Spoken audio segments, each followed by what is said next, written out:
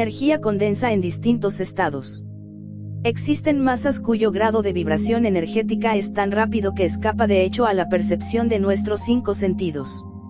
Existen masas cuyo grado de vibración es tan lento, que están por debajo de los límites de nuestra percepción sensorial. Por encima y por debajo de los límites de percepción sensorial externa, existen masas físicas que el ser humano no alcanza a percibir normalmente. Solo con los poderes de nuestro cuerpo astral podemos percibir otras dimensiones del universo y de la vida. El Peyote tiene el poder de poner en actividad aunque sea momentáneamente esas maravillosas facultades que nos permiten investigar en la 4ª dimensión de la naturaleza. Muchos dicen que no creen. Aquí no se trata de creer, ni de no creer, en estas cosas de la ciencia lo que se necesita es el análisis lógico, la investigación científica libre de fanatismos y prejuicios. La experimentación. Hay que explorar profundamente todas las reconditeces del ser humano. No debemos encerrarnos dentro de dogmatismos científicos intransigentes. Necesitamos ser más liberales en el análisis. El materialismo ya fracasó en la misma Rusia soviética como lo está probando el hecho de que existen 15 millones de maometanos en plena Rusia. Las percepciones del ultra son tan naturales como las percepciones de los 5 sentidos ordinarios. Estos no son delirios alucinatorios como creen los ignorantes. No se trata de sugestiones convulsivas y patológicas, ni de ignorantes fanáticos sugestionados. Necesitamos más estudio y menos orgullo. Las percepciones del ultra, existen y deben ser estudiadas. Los indios salvajes que en la República de Haití, practican el vudú, pueden ser criticados por sus prácticas de magia negra, y por su falta de cultura intelectual, pero realmente no tenemos bases científicas de ninguna clase como para enjuiciar con toda precisión lógica sus percepciones hipersensibles. No negamos que en muchos psíquicos existen los paroxismos psíquicos acompañados de convulsiones. Pitiatismo 8 en todas sus manifestaciones, etc., etc. Las crisis pitonisíacas, la llamada crisis de Loa de los haitianos, la crisis estático-convulsiva durante la cual existen percepciones suprasensibles, son en el fondo absolutamente desconocidas para la clínica y para la misma psiquiatría. Si dejamos a un lado nuestro orgullo intelectual, llegamos a la conclusión de que podemos analizar fenómenos sensibles, estados físicos objetivos del organismo humano, pero la ciencia oficial todavía no tiene autoridad científica como para enjuiciar en forma total las percepciones del ultra. Ciertamente el fanatismo es el peor enemigo de la razón y de la lógica. El hombre de la universidad también cae en el fanatismo. Cuando nosotros nos reímos de los videntes, y de las crisis estático-convulsivas, cuando creemos que todas las visiones que se ven durante esas crisis son alucinaciones, locura, etc., etc., caemos los hombres de universidad por puro orgullo en el estado de fanáticos ignorantes, sugestionados por las teorías que leímos, y por los principios intelectuales con los cuales modelamos nuestro intelecto. Si nosotros creemos a otros ignorantes, esos también pueden calificarnos de ignorantes a nosotros que nos creemos cultos. Nosotros no somos los amos del saber. La sugestión convulsiva y patológica puede convertir al intelectual en un fanático intolerable. Los negros de Haití durante el vudú perciben con la clarividencia realidades tremendas del ultra de la naturaleza. Para discutir una cosa es menester conocerla. La opinión de un crítico no tiene valor, si no hay completo conocimiento de causa. El hombre de universidad no ha practicado el vudú, no lo conoce. Por lo tanto no tiene completo conocimiento de causa. El hombre de universidad ve a los sujetos en sus crisis pitonisíacas, pero nada sabe de lo que ven esos sujetos en sus trances, porque el hombre de universidad no ha pasado por esas famosas crisis pitonisíacas. Lo único que puede hacer en este caso es lanzar opiniones sin fundamento porque no tiene completo conocimiento de causa. El chakra prostático confiere a todo ser humano el poder de salir en cuerpo astral consciente y positivamente. Lo importante es desarrollar ese chakra. Repetimos, no se trata aquí de creer ni de no creer, lo importante es estudiar, analizar, experimentar. Cuando el hombre intelectual dice no creo en eso, está demostrando que es un supersticioso. El hombre culto, estudioso y analítico dice, voy a estudiar, voy a experimentar, voy a analizar. Capítulo 14. Los testículos y los ovarios. Las secreciones internas de los testículos y de los ovarios son definitivas para la vida del ser humano sobre la Tierra. Las diferencias fundamentales entre hombres y mujeres se deben a la secreción de los testículos y de los ovarios. Para la reproducción de la especie humana solo se necesitan un espermatozoide y un óvulo. Eso es todo. No vemos científicamente por qué motivo el ser humano goce derramando 7 millones de espermatozoides cuando realmente solo necesita uno solo. El huevo es grande y redondo, posee núcleo propio con un protoplasma grueso que tiene aspecto de yema. El espermatozoide es distinto, el espermatozoide resulta ser largo y delgado, tiene un cuerpo puntiagudo y oval donde se halla el núcleo fundamental. El espermatozoide tiene una cola larga como el pez. El movimiento del huevo femenino entre las aguas de la vida es lento, aguarda paciente que el espermatozoide del varón lo busque. El espermatozoide del varón impulsándose con su cola de pez, entre las aguas del caos sexual. Navega muy lejos en busca del huevo que le espera.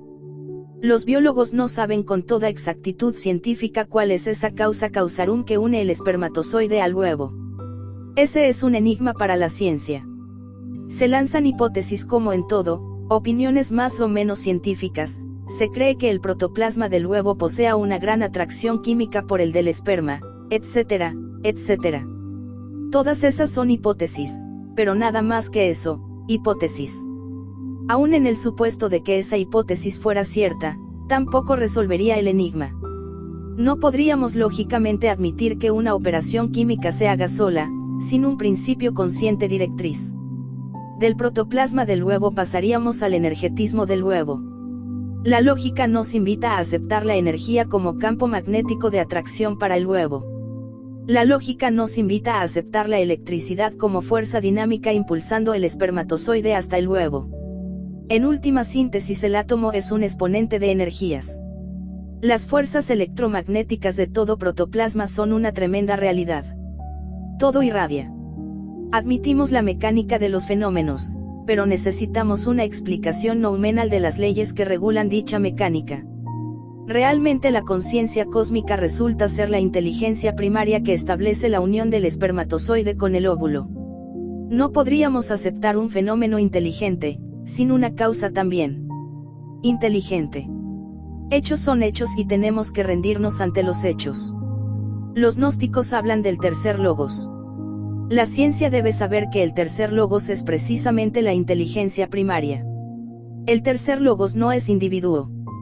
El tercer logos de los gnósticos es la inteligencia primaria de la naturaleza. La energía creadora del tercer logos es la inteligencia primaria de la naturaleza que une el espermatozoide al óvulo. La energía creadora del tercer logos se bipolariza en positiva y negativa. El espermatozoide es el exponente de las fuerzas positivas del tercer logos. El óvulo es el exponente de las fuerzas negativas del tercer logos. Ambos polos de la energía se unen para crear. Ley es ley. Cuando el espermatozoide entra en el huevo, pasa por la decapitación de Juan Bautista. La semejanza de los animales en la etapa embrionaria, incluyendo el hombre, es exhibida por los materialistas darwinistas para probar que los seres superiores y más complejos han surgido por evolución y transformación de las especies, de los seres inferiores y más simples. Nosotros los gnósticos consideramos que las semejanzas de los animales incluyendo al hombre en la etapa embrionaria, demuestra hasta la saciedad, dos cosas, la unidad de la vida y una simiente original. En el caos la simiente de todo lo que existe duerme como simiente original dentro de los átomos sémenes de la gran vida universal. La energía creadora del tercer logos hace fecundas las aguas de la vida, el semen universal, y brotan los gérmenes de toda existencia. Cada especie tiene un prototipo universal en el caos original. En el famoso blastodermo existen 3 capas de células absolutamente diferentes. La primera es la interna, la segunda es la media, la tercera es la externa. El zoospermo unido con el óvulo, se multiplica por división celular, y crea esa comunidad celular llamada blastodermo. El estado gelatinoso del zoospermo y del óvulo demuestran que en el principio del universo la vida era sutil, fluídica, gelatinosa, y más tarde grosera, dura. Nos acordamos de la gran tortuga adorada por los indios mayas. Primero es sutil, gelatinosa y luego aparece su dura concha llena de constelaciones y de mundos. Tal como es arriba es abajo. Afortunadamente ya los hombres de ciencia rusos descubrieron mundos en estado protoplasmático. El zoospermo y el óvulo deben pasar de un proceso de evolución y desarrollo antes de ser convertido en un nuevo vehículo del alma humana. Las causas internas de la maduración del huevo esperma son muy desconocidas por la biología. Las causas íntimas de la maduración de un universo en estado protoplasmático son un enigma para la astronomía y para la astrofísica.